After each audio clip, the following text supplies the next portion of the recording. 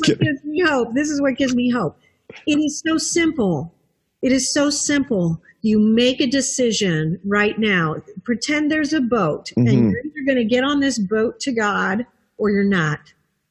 You just make this decision. I'm getting on the boat. I'm getting on the boat. And you know what happens? The entire heavens respond to that decision. And then this is how you play it out every day in your life. Because here's the reality. The reality is that people who are listening are dealing with various problems, whether it's problems with family, friends, jobs, society. Marilynn Hughes is my next guest on an Economy of Well-Being podcast. Marilynn is a Christian mystic. She's experienced, researched, written, and taught about her out-of-body travel and mysticism since 1987. She's appeared on innumerable radio and television programs to discuss her thousands of out-of-body experiences. In 2003, she founded the Out-of-Body Travel Foundation. She has written over 98 books and has shared with her listening audience a number of her incredible experiences. She has studied the ancient sacred texts of all major and minor world religions, as well as the fullest breadth of mystical teachings and works. She has one of the most extensive and impressive libraries on mystical works that I've ever seen. Marilynn came across her vocation as a mystic unexpectedly. When she was 9 years old, she had her first profound vision, wherein she saw the heavens open up in a beautiful marble staircase, surrounded by angels, which led to the throne of God. In this experience, she was told many things, and things that would be important for today. When she was 22 years old, she had her first out-of-body experience, completely unexpectedly, which began a process of journaling, which would unleash thousands of out-of-body travel and mystical experiences over the next decades, which began and led to the process which changed her life, her career, and her focus from then forward. Marilynn joins me today from her home in the U.S. to talk about how she sees an economy of well-being and love emerging in our world, which often seems so dark and hopeless. In the face of these seemingly overwhelming challenges, she gives us what might just be the red pill for a more joyful future, and certainly one filled with more hope and promise. I hope you enjoy this podcast.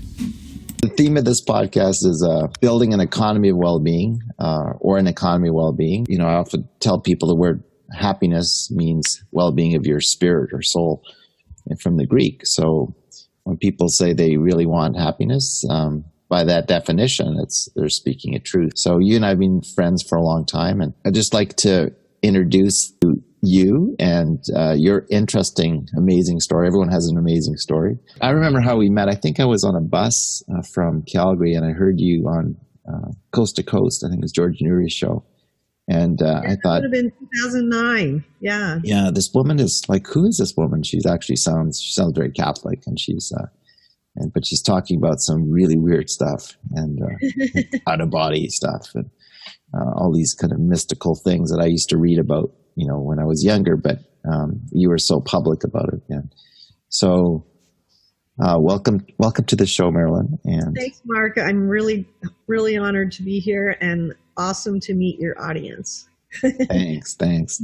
So these are totally unstructured conversations, but I'm just curious. Tell us a little bit about yourself, and maybe, you know, what are you doing these days? What are you up to? You've had an incredible career, shall I say, of writing and getting amazing downloads and incredible experiences of, as you call them, out of body travel, which sounds very bizarre, but quite compelling in many ways too. So, well, a lot of people get tripped up by the word out of body travel, even though it's really a corollary to mysticism. So for Catholics, it's not that far off from because, you know, the Catholic faith is the father of mystical theology, you know, and the greatest mystics are from the Catholic faith. Yes. There are some really great ones that are from other faiths as well, so I don't want to neglect them at all. But yeah, the mystical theology that comes out of the Catholic Church is unmatched worldwide. It's simply just not there. We do have amazing mystics in other traditions, but the Catholic Church is the one that's defined mystical theology as a science of consciousness. We forget that out-of-body travel, out-of-body experiences, it's talking about having mystical things happen that are where your body and your spirit are separated, and you are experiencing either a vision or something else that you need to see from the spiritual perspective beyond what we think of as physical. So it's some might find it bizarre, but they need to, if you just take a look, like for instance, even in St. Paul's writings, he talks about, one night I had this experience, whether in the body or out of the body, I do not know. That's what we're talking about. I am aware of being out of the body. And a lot of people are having these experiences and they're aware of being out of the body, but it's really quite biblical. It's really quite very much in line with mystical theology. Not everything I've experienced, I need to be fair to the Catholic Church because I don't speak for the Catholic Church. Not everything I've experienced would be in line with Catholic teaching on how mysticism should evolve, but it's very close. And, you know, part of this comes from the fact that you're going to experience things that go well beyond possibly what some of these more ancient traditions were willing to discuss, perhaps. You know, like when we go into the next phase of human development, when we're going to be dealing with other civilizations, you know. So a lot of people who are having out-of-body experiences also experience things with extraterrestrial life and things that have to do with that. And obviously that wasn't covered in Catholic mystical theology because it's a new thing. It's not new, but it's new. You know, we know that it's old. We know that it's very old. You look at the book of Ezekiel, we know that it's very old. Or the book of Enoch. Yeah. Oh yeah, the book of Enoch as well. Yeah. And there, you know, that's a whole conversation in itself, you know. But you know, when we're talking about the economy of well-being, which is what we want to talk about today, the reason this fits right in is because we cannot have an economy of well-being on the earth until we acknowledge the spiritual nature that of which we come from. And, you know, a huge part of the economy of well-being will have to include and will include God's truth as an essential element of that framework, however that framework is created. Now, when you talk about God's truth, that can mean a lot of different things to a lot of people. When I say it, what I'm talking about is God's truth in relation to energetic truth. It's a little complicated, so let me try to simplify. You know, when you are experiencing out-of-body experiences, mystical experiences, even people who experience near-death experiences, they go through life reviews. We are shown things. We are shown things about the true nature of the interactions that we've gone through in our lives through the eyes of God, through the eyes of truth, God's truth, as opposed to how we might have viewed it with our limited thinking. So the limits of the mind, yeah. Exactly. Yeah. And, you know, the reality is that very few of us, frankly, most of us, I don't think any of us, but, you know, maybe people like Mother Teresa had a different experience because she was so extraordinary.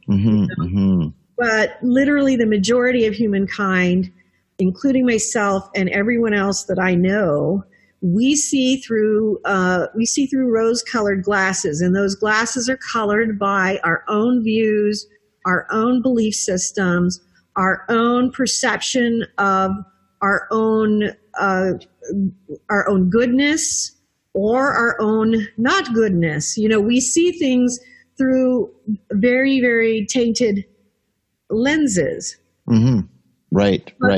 What mysticism brings into an economy of well-being is the ability to see God's truth within all of these delusions that we create in the world, which is part of what we do. You know, this is part of our human condition. We create a lot of delusions around ourselves. It is the nature of the mortal mind to do this. But there is no well-being until we add the element of the truth. And that's going to be very hard for people to really, well, so how do we get to it? You know, part of the way we get to it, ironically, is not that difficult. And that's because, ironically, what the Catholic Church has provided us. You know, we have this grand tradition of amazing mystics in the Catholic faith. You know, you can read the works of St. John of the Cross and be completely transformed. St. Teresa of Avila, St. Catherine of Siena, St. Thomas Aquinas. There's so many. St. Francis, so many. St. Clare. Yeah. We also have the works and writings of great priests who took those works of the mystics and formulated this whole system of mystical theology. For instance, The Spiritual Life by Father Adolphe Tanqueray is my favorite book ever written. I think it is the most important book that anyone could ever read. Right. There is another there's a 2-volume set done by Father Garrigou Lagrange, The 3 Ages of the Interior Life. And what you're going to see in these works, and there are many others available, but I'll start with those two. When you're reading mystical theology, you are actually engaging in the process of discerning God's truth. You have the tools presented to you. These are very inspired works. These are works that had to have been brought about by the Holy Spirit. No question about it. They could not have written this without God's influx. And what it's going to do is gives you the opportunity to actually examine your life.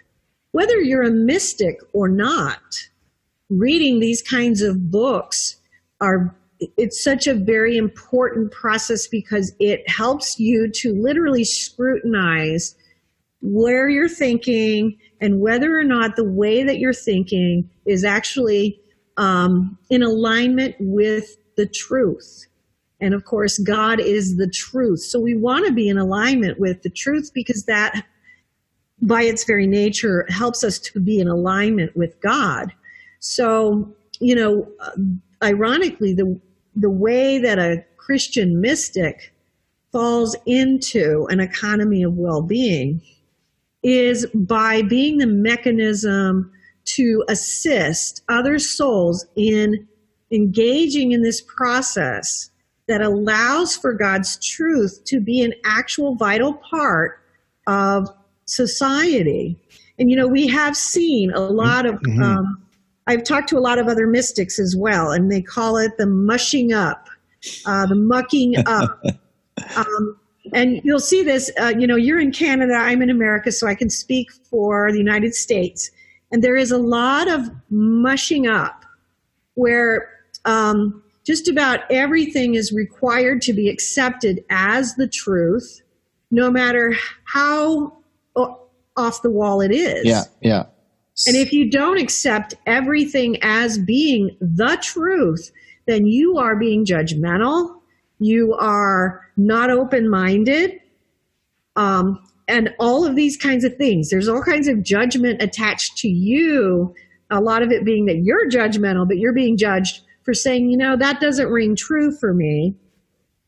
But what happens when you create that kind of society, which we have done, the mucking up, the mushing up, is that people are actually afraid to discern. And because discernment will get them into a lot of trouble. It's like, okay, I'm supposed to say that everything's cool, you know, no matter, you know, there is no good and evil. It's all the same. So everything's relative. Everything's just fine. You know, and the reality is that we end up standing still because we cannot move forward without engaging in that process. But that is what we're seeing on the ground. That's the economy that we are all living with. And kind of paralysis, molasses. So that's fantastic. But before you go on, can you, because I want to get into the details of actually, as an economist, actually operating, what would the operating model look like? If I would say if Jesus returned, what would he find? I mean, maybe he already is, but what does the architecture of what I would call the civilization of love actually look like if we both imagine it and live in it? But before you respond to that question, can you define the word mysticism for us?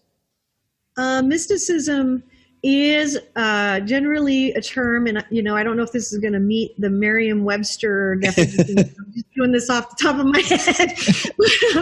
A mystic is someone who experiences God in a unique way within their spirit. Right. Some mystics, there's a lot of different ways that people experience mysticism. In my case, I have out-of-body experiences. I have mystical experiences. A lot of people will experience that way. Some people have things called interior locutions, which means they hear messages that are received interiorly. There are people I've heard of people who have waking visions where they're not leaving their body. They're able to transcend the third and fourth realm and be visible in the fifth and sixth and seventh dimensions. So they're able to receive in that way. So mystics can encompass a lot of different types of gifts. But I think that one of the things I think is so important about mysticism and out-of-body travel is that people look at it as like just one of many paranormal gifts. Right. If you're missing the point, it's not just one of many paranormal gifts. If you hear one thing I say, it is the key. It is the key. I've had many mystical experiences where I'm shown a staircase leading from heaven to earth that consists of the ancient sacred texts written by the prophets, saints, mystics, and sages from all world traditions throughout the world.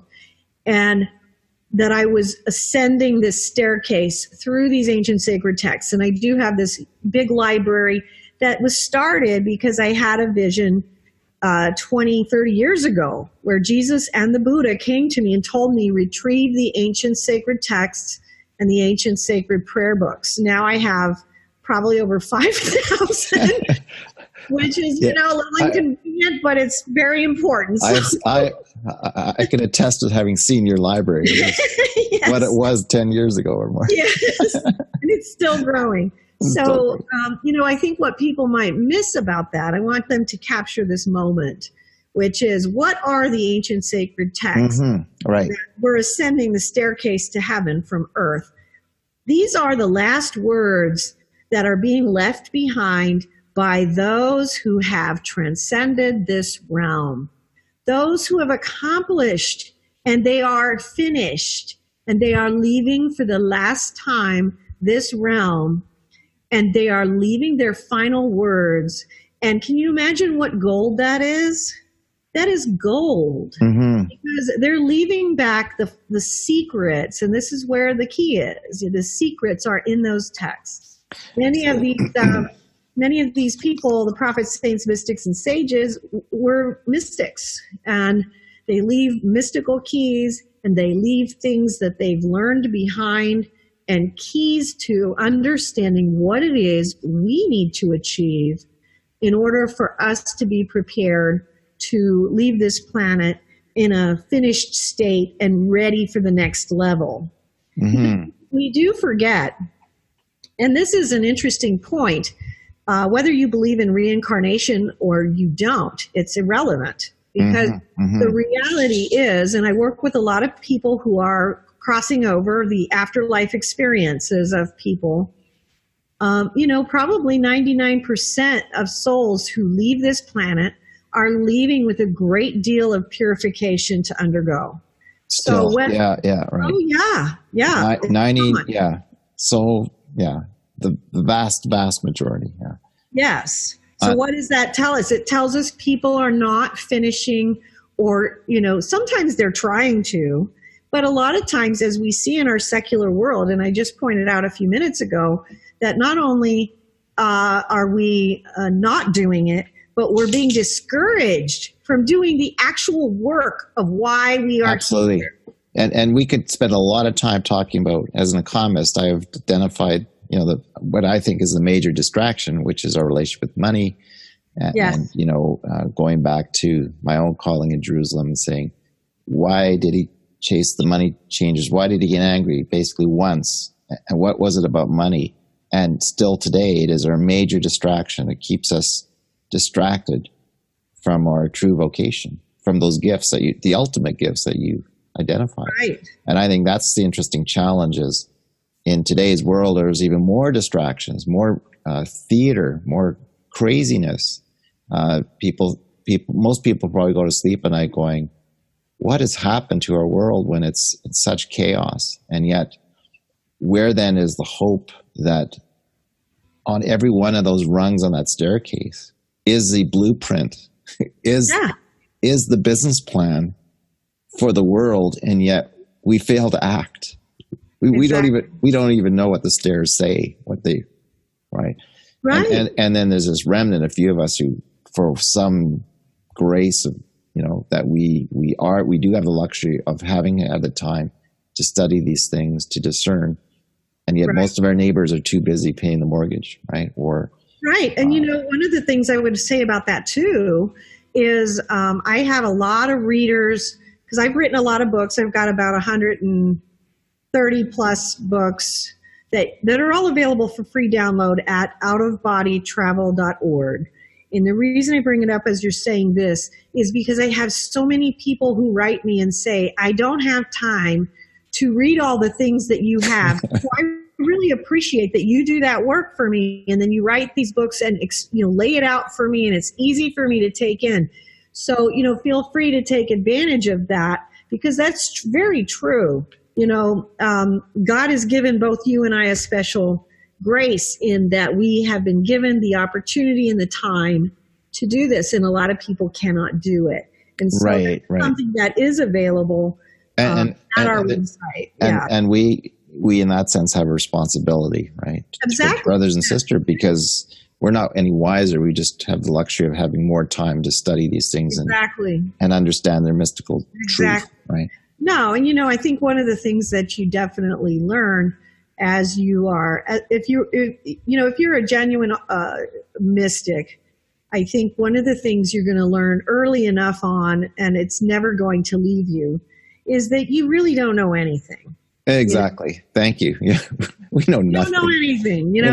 You only realize how much you don't know, and you're grateful for those moments when you're shown something that you need to understand, but you recognize from these moments how little of the big picture any of us can really contain. And that is one of the reasons why that staircase of the ancient sacred texts is so valuable. It's because God was not able, there is no way, and I've had some beautiful mystical experiences where I was taken into the throne room of God, and I was just allowed to kind of like ride on the Spirit's back and see the activity of the Holy Father God as he was working in the lives of millions of people.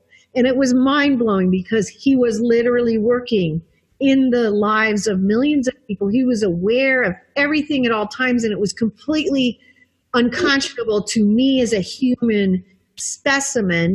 This is not the way our minds can function. No. We forget that our minds are very limited compared to what God can do. Mm-hmm. And in this experience, I was able to really comprehend on a very minute level that it's not even possible for one human being to contain the mystery of God. Exactly. What has God done? So what God has done is he reveals part and parcels of his mystery to different people throughout the ages. And what this staircase is the conglomeration of all these revelations that God has given to individual beings. And they're all slightly different. There's similarities, but every one of them contains like a different quality. Right. And those qualities, you bring it together and you start having a much wider, bigger understanding of who God is by, transcribing through these texts written by thousands of souls. And it's an amazing thing to comprehend. But like I said a few minutes ago, you can read, you can do it in a simpler way, like a lot of my readers say they do. Just go to outofbodytravel.org and you can download these things freely. And there's a whole section on world religions, and there's a whole section on overviews of different religious themes and subjects. And it gives you the opportunity to glean from these ancient sacred texts without having to maybe go as extreme as I did and have this crazy library that I have, that's a little hard to maintain, but at the same time, I would be lost without it. So I'm totally cool with that.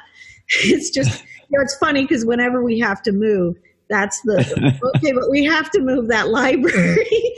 And what's interesting about that was when I was told. Like you have the Lost Library of Alexandria, I think, or something. In some respects, it's a little bit like that, yes. And, when I was told to do this, I didn't have any books.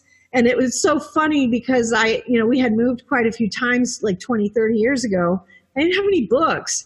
And so I was like, oh, cool, okay, I'll retrieve the ancient sacred text. I'm thinking, okay, so I bought like one little bookshelf, that's half. And, I started out with like maybe 5 or 10 books, and I was like, this is neat. I've got the ancient sacred text. And I remember even at that time, I called up a college professor in Denver, and I spoke to his secretary, and I was like, I would like to get a list of the ancient sacred texts. And they started laughing. And they said, sure. And you have to remember this was happening before internet. So I was trying to find a lot of, ancient things that were completely out of print, that were totally extant at the time. Right, One of the right. great things about the internet is that most of these things are now available freely on. Absolutely. And PDF or version.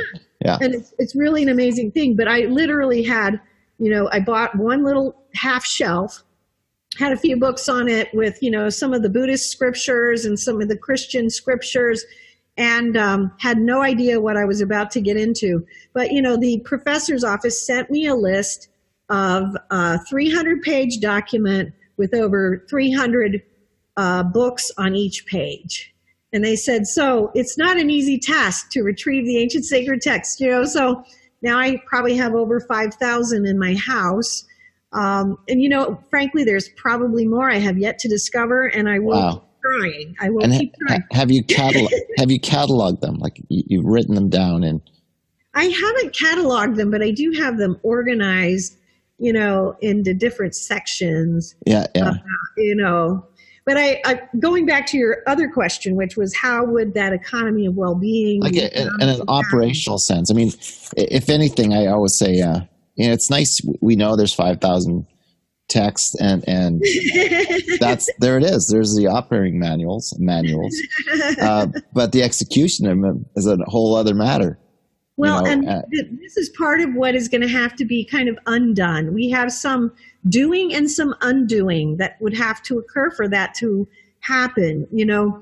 You would be the one to speak to the actual economic matters, but I agree completely with what you're saying, that the monetary is such a overwhelming factor in this world that it becomes very hard to override. And what we have to remember again is that everything that we're compiling here in this life doesn't go with us. The only thing that goes with us is the love that we cultivate and the knowledge that we take. Right. The money that we cultivate isn't going to come with us. So let's reflect on that, because that's one of my favorite themes. So you and I both got to know Linda Sabbath. Yes. And the icon I have of hers is, Extraordinary soul. Yes. We are compelled to build a civilization of love, which John Paul II talked about. I quoted him in my first book. Okay, easier said than done. Right. Love, if I could render all those 5,000 books to one word, which is love. Love was the first breath that created everything. And Glenda Green's book, Love Without End, love is who we are. It's just the only truth I know. Everything else is like footnotes, different expressions of, and even love itself is one word in the English language. I'm sure there's, like, the Inuit have many words for snow, but it's funny that we struggle with the word love. But in one of my favorite quotes recently is, so I went to Singapore this last spring, and my benefactor was the Biblical Graduate Institute in Singapore. But the man who sponsored my trip was Philip N., who's the richest man in Singapore, real estate magnate. Had a Christian conversion, his own experience, profound, right, mystical kind of conversion. And I opened one of his books of all the buildings they've built, and one of the core values in company was love. And I'm like, what? How does a $40 billion company have love as its core value? It's one thing to say, we treat our customers this way. So he defines love as the concern for the well-being of the other. And I thought, there it is. There is one understandable definition that I could say, moment to moment, what is my concern for the other, right? And if an economy is built on that, then each moment is an examination of conscience. Each action, each day, each decision the president makes needs to be, right, answer the question. And Ben Franklin apparently did this. He examined his conscience every night before he went to bed, right? Through the lens of 13 virtues that and one of them was to mimic Jesus and Buddha, right? So here I look at it and go, all right, again, where's the execution of that word? If love is not just a word or emotion, it's an action, then how is it built into the operating model on all levels? Well, and that's absolutely, I agree with that totally. And I'm very impressed with your friend who built his business on that. That is He's not amazing. my friend yet. I actually haven't even met him in person. But you know what? The point is, it doesn't matter if he's the richest man in all of Asia. It doesn't matter whether I meet him or not. The point is, supposedly he lives according, whether his staff get it, right? Whether the people work for him actually have even read that line, right? And fully realize the implications and the joy of working for a man that actually, right, upholds that value himself is a whole other matter. I agree. And I think the difficulty in terms of making love an action in an economy will be the fact that there are so many misinterpretations of what love is. This goes back to what we spoke about in terms of what is the truth, what is God's truth, because love requires so much of us.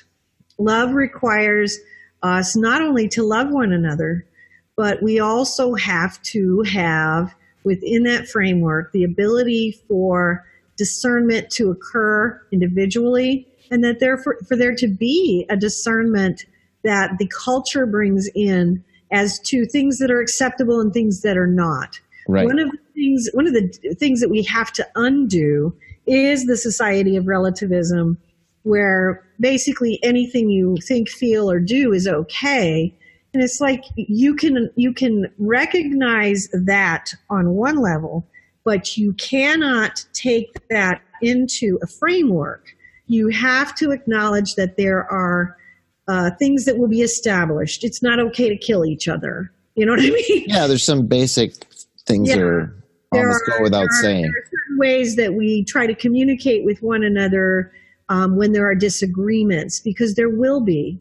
We also have to incorporate within the economy of love how we're going to deal with different stages of life, because we have different stages of development within the human soul, which occur through childhood, through early adulthood, and then later adulthood. So a lot of things have to be reestablished. For instance, the respect for the elders.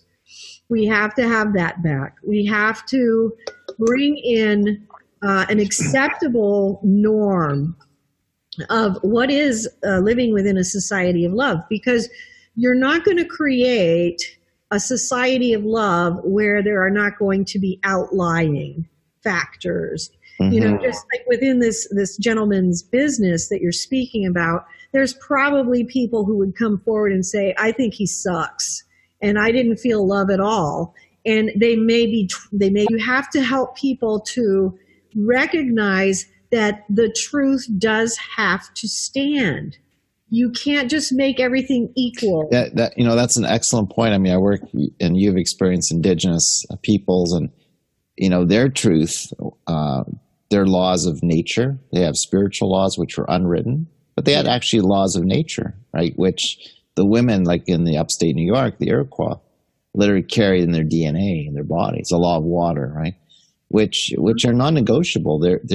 They were imparted upon them by the Creator, and yet we have made them negotiable, or completely ignored them as we, in the interest of making money, we kind of destroy our natural environment, which is a completely incongruent with these laws, right? Yes. And you could choose to ignore them, but eventually nature, as a forester, nature will bankrupt you ultimately, right, if you continue to abuse it and ignore the laws. So there are laws, there are kind of truths that have been revealed over centuries, and yet I think what you're saying is, at the very least, we need to come to understand their wisdom, and then imagine, well, what would the operating model look like? If you treated nature with the same love and respect as your neighbor, hopefully, we would be behaving differently about the environment. Global warming would not be an issue, probably, right? And neither would overproduction of everything be an issue anymore. Right. And I mean, it's such a good point about the laws of nature, and that we're not incorporating. That has to be a part of an economy of love as well. We do have to live within the confines of what works for this planet. But this is where it all goes askew, which is we continue to try to make things more and more and more and more tolerant.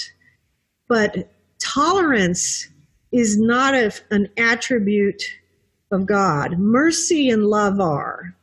Yeah, and I must give a plug for some of the Russian Orthodox mystics like Father Seraphim Rose, who came out of hippie San Francisco, right, and became one of the most prolific writers in Orthodoxy. And he wrote in the 70s that there was a danger that we would slide into an age of relativism and nihilism.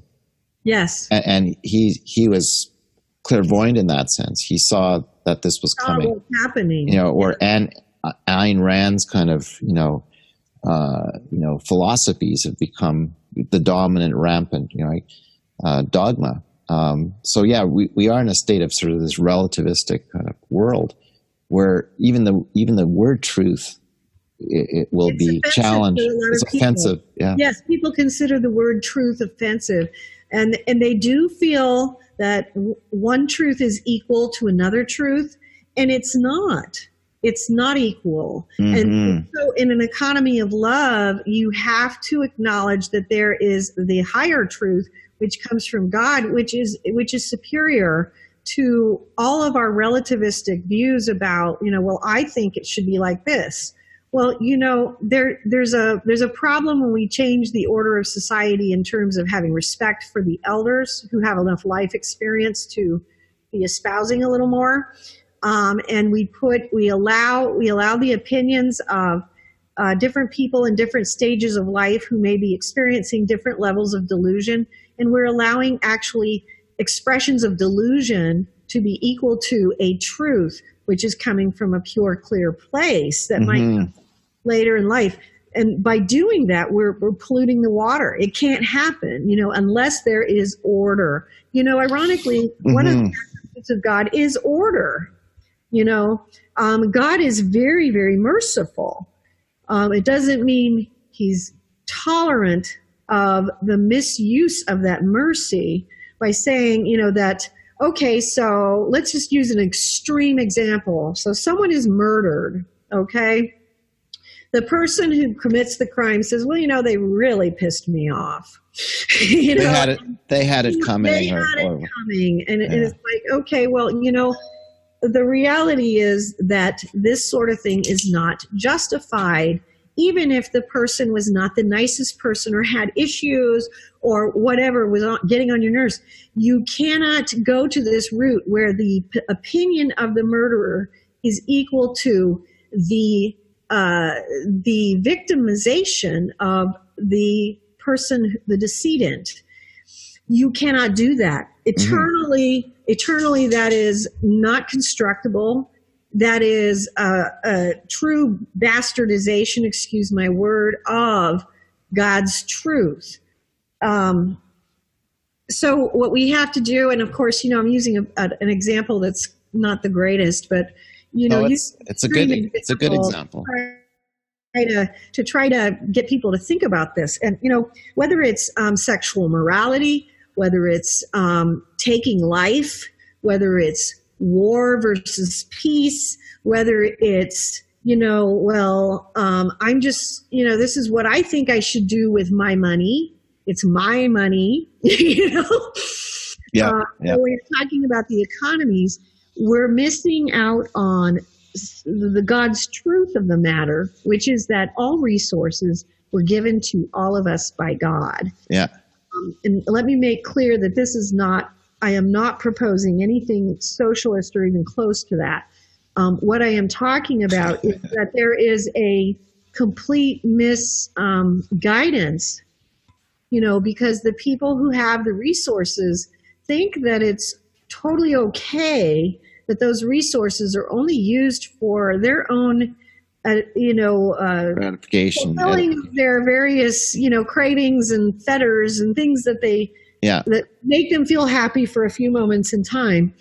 And oftentimes a lot is being missed about our responsibility when we are given money, when it's gifted to us by God, that we also have to be looking out for our fellow man. This does not mean that we are, redistributing wealth equally, no matter what. We have to have responsibility for it, which means that we're doing things that are of value to God, and those kinds of things would include helping our fellow man. And it's not that it's wrong for us to enjoy some of the gifts of this world. When you're going to a restaurant, you are supporting someone who has the gift of creating beautiful food. There has to be this moderation in understanding that we want to do all those things that support everyone's various gifts. But we want to have this moderate understanding that we also have to look at our resources as being something that God has given us to help others in any way that we can. And sometimes these economies are not just monetary, and this is where you actually see, like in the volunteering spirit that we have, which is pretty strong in the United States. People are gifting from their resources when they're volunteering, and so people who don't have a lot of financial resources, they're making good use of their other gifts. Right. How we have to distribute whatever is given to us in a way that enables and emboldens and enhances our entire society, not just our own little corner of it. Yeah. And I think that's I love the word gifts, because gift could be time. It could be like, wow, I have a prophetic gift. I have hands-on healing gifts. Like, whoa, that's, and so for me, the interesting thing, what I've been working on lately is this idea of calling it soul printing. So the notion of, if our goal in life is to help each other's souls develop, in the indigenous world, it would be the medicine wheel, the physical, mental, emotional, and spiritual well-being of each individual, equally balanced in a wheel, not a pyramid. That if that is life, if the goal of life, right, is to help each other somehow with our respective gifts, right? Again, the definition of happiness, then that to me is a noble objective. And something that we can even imagine a currency, an economy around that, saying you could even imagine getting rewarded for that, or at least being acknowledged that, and kind of mutually acknowledging, I left this conversation just a wee bit more hopeful about the future, a little more joyful, right? Right. I learned something that I would have not had in the last hour, right? The previous. And so can I verify that improved my soul? Yeah, you could. That could be the economic system that we encourage. So that's what I've been working on and I know it's a pretty heavy word, soul print, but it's, well, on that thought, one of the things that is very important in an economy of well-being and love and happiness is also work. We forget, these gifts translate into work. We're experiencing a time in the United States where a lot of people are wanting a lot of things for nothing. They don't want to have to work for it. Yeah. We have to work for all of it. And I want to give you some mystical examples of people working for it. The Passion of the Christ that was put out years ago by Mel Gibson was based on these books by Venerable Anne Catherine Emmerich. Who was a stigmatist, yeah. She was a stigmatist, and she was bedridden. Yeah. What did she do? She had this gift that was given to her, and she was also gifted with the visions, but also with someone who was able to transcribe, because she wasn't able to write this stuff down herself. And she, despite being completely bedridden, gave that gift to not only her own time, but to all successive generations.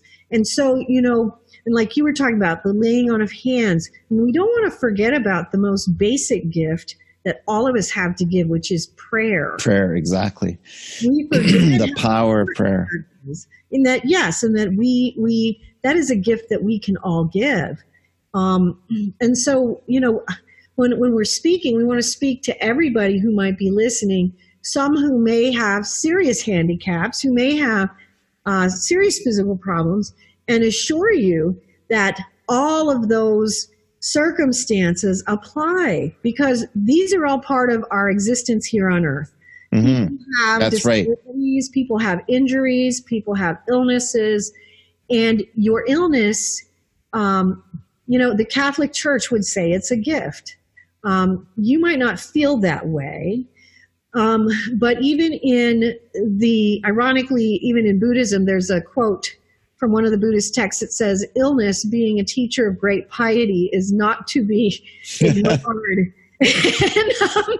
No, it's so true, right? I mean, we could speak as fully functional, but yeah, even a person in a catatonic state is someone to love.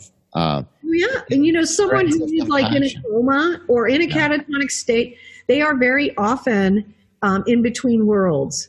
And ironically, people who are in such states are very often processors. And people don't understand this. There's a lot of us who, in the mystical realm, who are mystics or have gifts of various natures, are also processors. And what we're doing is we're processing a lot of the energy that's moving through this realm when we're in these mystical states. It's something unseen, but very, very important. If it's not done, it changes the outcome of worlds. And these people who are unconscious are literally processing through. It's extremely important. There are so many things. I had a stepfather. That's fascinating. Yeah. Yeah. I had a stepfather who he had very serious Alzheimer's, and he had it for 20 years. And the last 10 years of his life, he was in a nursing home, and he didn't remember anything. But I had a lot of experiences about his life and afterlife. And I was shown that when he was going through that Alzheimer's, that he was processing through. It was like he was going through his purgatory while still embodied. Embodied, yeah. That's incredible. And he was processing and working through a lot of different things. And then when he actually crossed over, there was a whole set of things that had to happen then. But there is great mystery in a lot of these things that happen. But we have to remember another couple of things I'd like to throw in about that. Going back to this Buddhist text, it said, illness being great teacher of piety is not to be ignored. I want you to take a look at that word ignored. Because it's not just us as individuals who may face certain illnesses or disabilities or things like that need to recognize that this is one of God's teaching tools, as difficult and as crass or insensitive as that may sound. Exactly. That this is how God teaches us. But I want to bring up ignored, because this is what society also does. You know, they ignore it. And these people are left behind closed doors. Very often, they feel vilified by society. They are no longer, quote unquote, productive. Yeah, they're warehoused, they're shelved, Oh, yeah. And people who receive disability payments, like in the United States, I don't know how it works in Canada, they all feel guilty. You know, it's like, well, I don't contribute anymore. And it's like, that is not the case. What the word ignored, they are not to be ignored. Yeah. And that is a call upon all of us. And I can say this from the standpoint, having been bedridden for parts of my life, I had a very serious medical situation with heart failure and cardiomyopathy for years. And I've been very gracefully allowed to recover and do very well since. But I've been in that position. And it's a very important thing for people to understand. It is part of our journey here. It is part of that economy of love. And when we are in the place where we can give back, we need to be doing that. We need to be aware, for instance, of our neighbors who might be alone and need a little bit of help. Right. Need a ride. You know, I mean, these are not huge things, but that's what an economy of love is. It's where we are aware and reaching out to care about the needs of others, as you had spoken about with this one man and his definition. It's exactly that.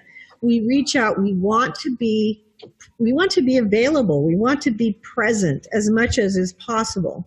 And we have created kind of the opposite, where people are pretty, closed in. A lot of times we hear these studies where people don't know their own neighbors, 10 years, 20 years after living in a place. And that's a sad thing. And also that's in part the design of the economic system we have, right? Which has taught us to build our own little castles and put fences up between our neighbors, right? And so that's the economic order that we've designed. And yet there is that joy in the sharing, in the abundance, right? And again, well, and that's part of how we start. You know, how do we start creating a different economy? We start thinking about, how can I generate love? And it's, but it also, for everyone listening, this is so important, because we do have to generate love for ourselves as well. Absolutely. That kind of has to come first, so that we actually have a storehouse to build upon, that we then have something to offer.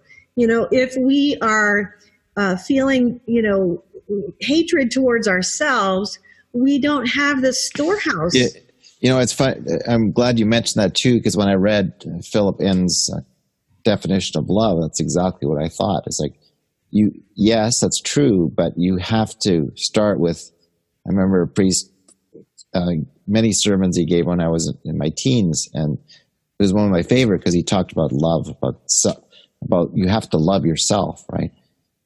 Before you can basically be functional in the love of others. Not necessarily that order, but it's such a critical piece, because most of us, I think, walk around, we don't love ourselves. We don't maybe appreciate how much God loves us. Exactly. And then when we have, but you and I know that when we have those mystical experiences of that kind of divine love, it is so expansive, so explosive, that other people will go, you must be insane.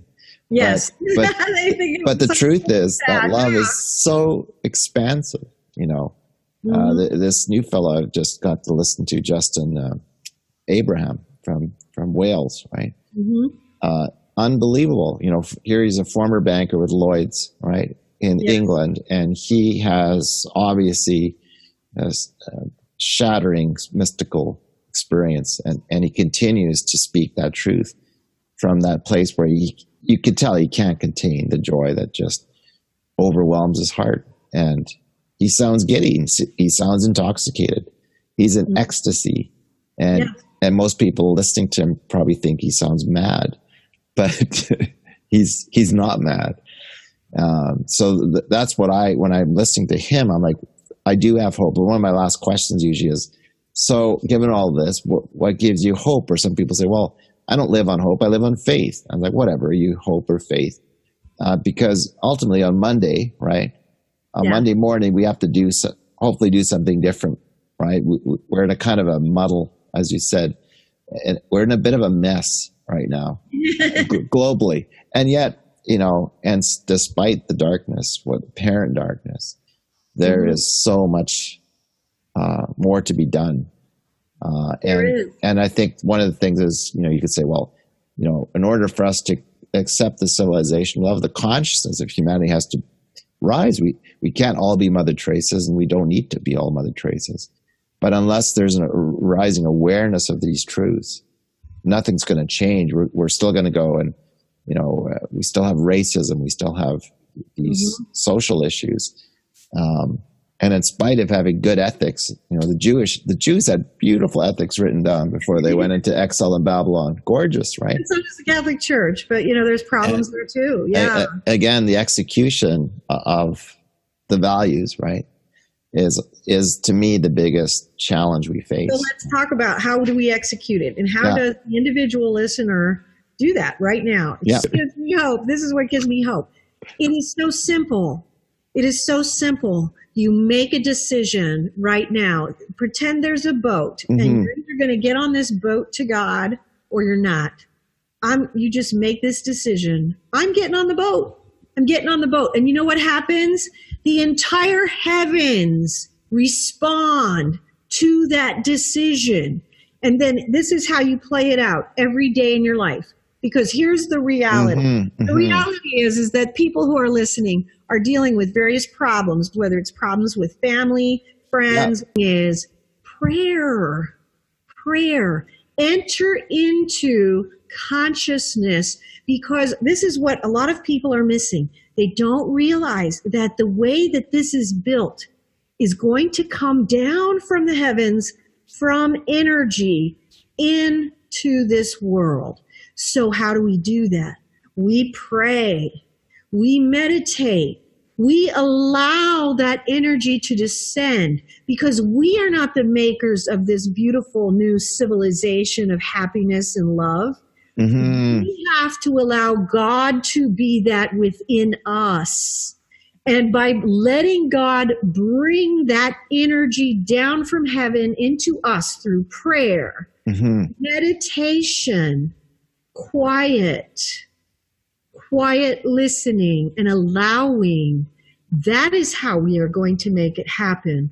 And those are the moments where we will receive our greatest insight as to how to actually approach and work towards solving those problems that do surround us, because this is the nature of this realm, that we're going to have those problems. And rather than saying, okay, I really screwed up, there's no hope, we're going to turn around and we're going to say, okay, I screwed up. Let me try something else. I'm going to get quiet. I'm going to let God instruct me. And it will come to you in some way, whether it's a dream, whether it's a mystical experience, whether it's just that you wake up knowing what to do next. And you trust it. You trust that. And it's going to be something that is love, that is based on love, that is asking you to reach out in love in a different way. And this is how we will actually create it. It's so much simpler than we all think. Now, there's all these other factor economies and all these things. But the reality is, if we want to make it happen, we have to allow God to let it descend upon each one of us individually. We do that in the silence. through prayer, meditation, and a willingness to continually start over, because we will fail. And that is okay. That is part of our journey here. That is the nature of this realm. Do not let failure discourage you and say, oh, it can't happen. It can't work. You just keep being that change. You do it. Each person who does it is making the economy of love a possibility here. You just never stop. Wow. You just don't give up. And you remember, going back to my throne room experience, not my throne room, God's throne room. Wait a minute. Can I come to your throne room? What was so amazing and awe-inspiring about that was God was aware of every single human being and every soul in the universe. It wasn't limited to just us. Which is a beautiful reflection, because it's like the notion of we are one in being. Yes. We are one in being with love. Forget any of these things.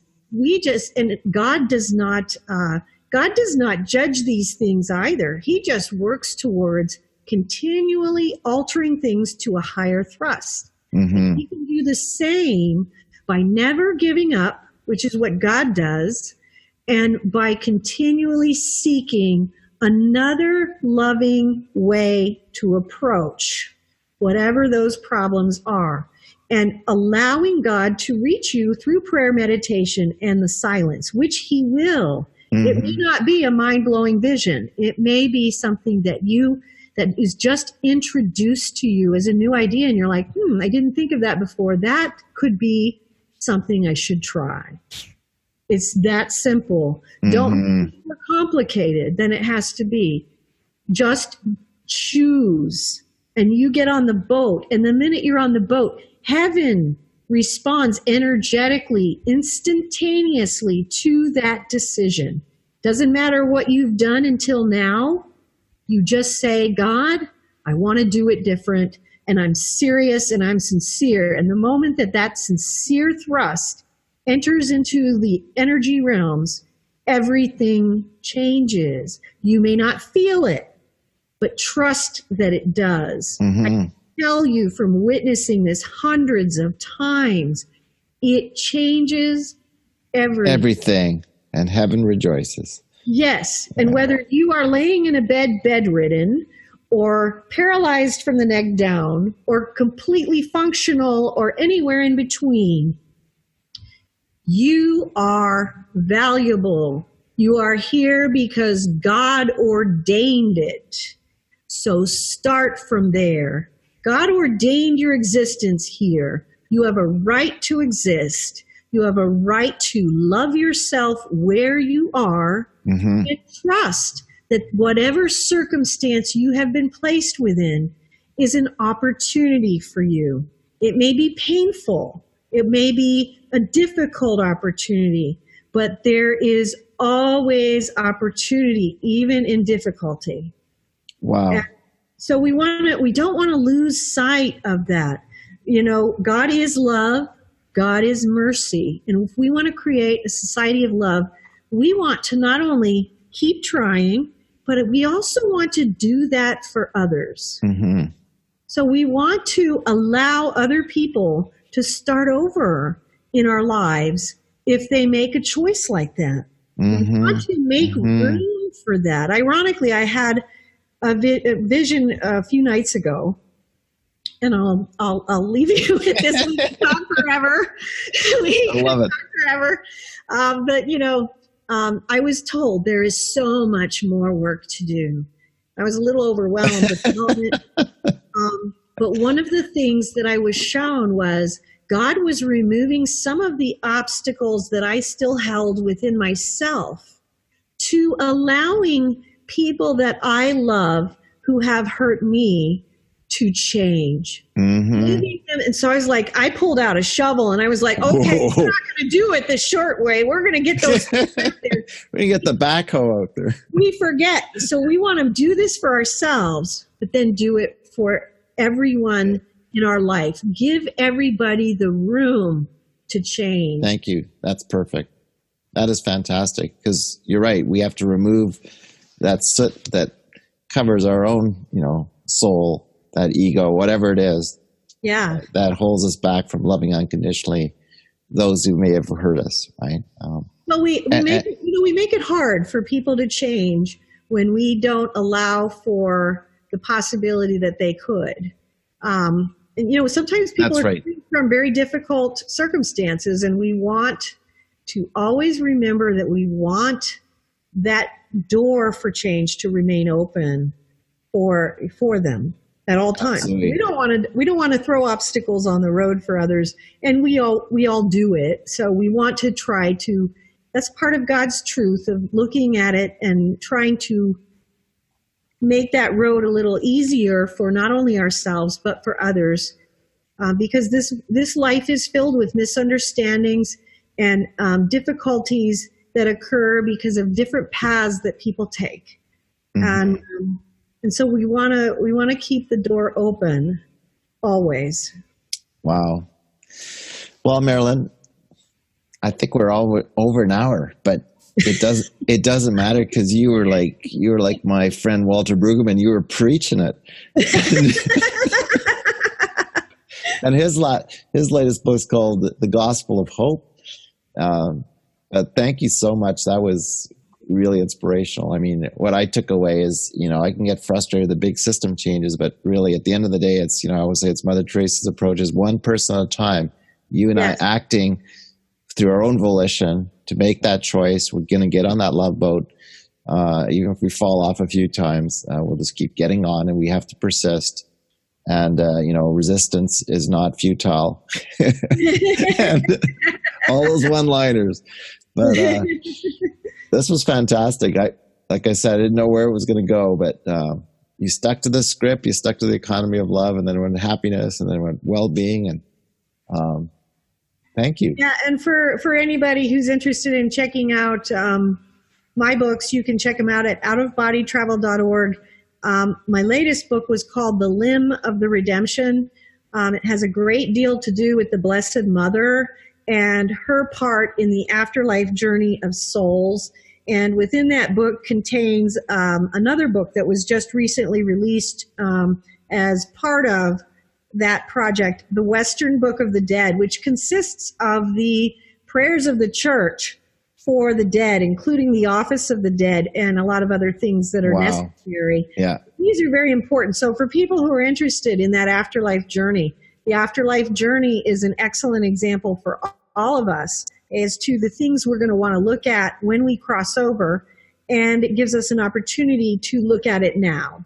And maybe present something to us. I think that's one of the best, closing thoughts is, while we're still here, we still have that opportunity to make a mid-course correction. Yes. We're not going to get it right. And we all are, the bottom line, we all have a lot of mid-course correction. Yeah. They won't end until we end. So we might as well be open to recognizing where we might not be seeing things correctly. Right. Because none of us do. Right. None of us are God. Yeah. And so it becomes very important that we inform our conscience, as the Catholic Church teaches us. And again, mystical theology, it's a very important area of study for informing the conscience. Absolutely.